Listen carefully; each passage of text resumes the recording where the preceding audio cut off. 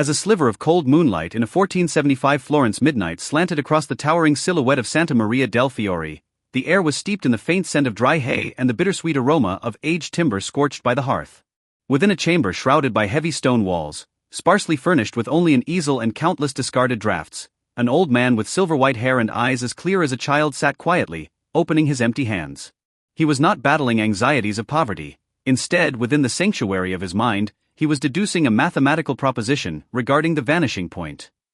He was Paolo Uccello, the man whose name became synonymous with perspective, who would wake his wife in the dead of night just to sigh, "How sweet a thing is this perspective." This is a chronicle of how reason triumphs over the void, and how silence is transmutated into nobility. The genesis of Paolo Uccello's life held none of the typical painterly romance. Instead, it was a dark foundation woven from heavy molds and rigorous apprenticeship within the vibrant goldsmith workshops of Florence. As the son of a barber goldsmith, he learned to perceive the spatial depth behind every relief under the shadow of Ghiberti's famed bronze doors. He was quiet and intellectual, eschewing the struggle for power in public squares for the embrace of compasses, rulers, and geometric charts, scrolls that allowed him to measure the very vastness of the universe. This pursuit of three-dimensional truth became the first incurable fold in his psyche. He understood that true beauty was not reclaimed through the accumulation of color, but through a sacred aesthetic grown naturally from an ultimate respect for natural law and the weight of logic. If his early apprenticeship was the honing of his skill, then the stage of creating the Battle of San Romano starting in 1430 was the practical crucible that pushed Paolo's intellectual ideal to its absolute zenith. He overthrew all the fashionable romantic narratives of his time, decisively transforming a chaotic battlefield into a set of precise geometric puzzles. He sought to replace endless emotional rendering with long, rigorous calculations of perspective. In those quiet nights where only the sound of charcoal scratching against paper could be heard, he issued silent commands that stabilized the order of the canvas through the ruthlessly precise control of equine angles and the tilt of lances.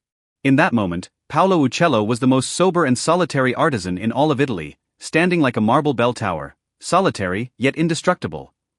The summit of power in the eyes of the wise is often manifested as the penetration of truth. Paolo gradually realized that when he finally signed those immortal fresco contracts, what he gained was a void born of seeing through the rise and fall of empires. Within his study, cluttered with perspective drafts, he discovered that grand imperial ideals, once seemingly invincible, possessed a profound fragility in the face of the silence after children fall asleep. He wrote to a friend, "I once believed I was writing history, now I find I am merely searching for a point of convergence within the scarred fissures of marble, where the soul no longer falls." This expansive clarity became the hardest armor of his twilight years, allowing him to face the end with the serenity of one falling asleep at dawn. The final season of Paolo Uccello was spent in a state of profound solemnity and a silence illuminated by the radiance of a sage. At the dawn of December 1475, the fine rain in Florence fell soundlessly, washing the cathedral steps into a translucent, solemn gray. By then, his body had become remarkably light from years of poverty. His heavy artisan's cloak hung loosely upon his frail frame. In his final conscious moments, he requested his wife carry him to the window to look upon the gray mists of the Arno, a scene resembling a master's underpainting, one last time. He closed his eyes, and with those hands that had mastered 10,000 lines of perspective, traced a final arc of the vanishing point across his chest. The evening breeze carried away the great genius's last sigh, marking the formal end of that era of classical ideals known as the dawn of reason. Even today, 5 centuries after his passing, the name of Paolo Uccello remains the sole sanctuary for many a restless seeker in the dead of night.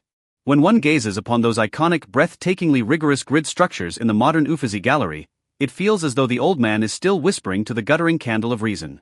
What he left behind was not a triumphal column piercing the heavens, but a spiritual template of self-restraint and civil vigilance. He teaches us that even if the entire world besieges you with turmoil, even if your era is destined to collapse, the order within your heart is governed solely by your own perception of truth. He maintained absolute lucidity amidst absolute shadows. The saga of Paolo Uccello thus draws to a slow close amidst the fading murmur of the rain in Florence. He was never an opportunist who bartered his intellect for fame. He was merely a weary soul who steadfastly refused to compromise with mediocrity. He reminds us that no matter how mundane or fragmented your life may be, inner tranquility is your only true and eternal refuge. Perhaps you, too, are currently adrift in some uncertainty of life. But believe that every life has its own geometric maze, a private space for dialogue with a self that requires no outward explanation. May the serenity and vastness of Paolo become the softest feather in your dreams, carrying you toward that most peaceful shore of the inner soul. Good night.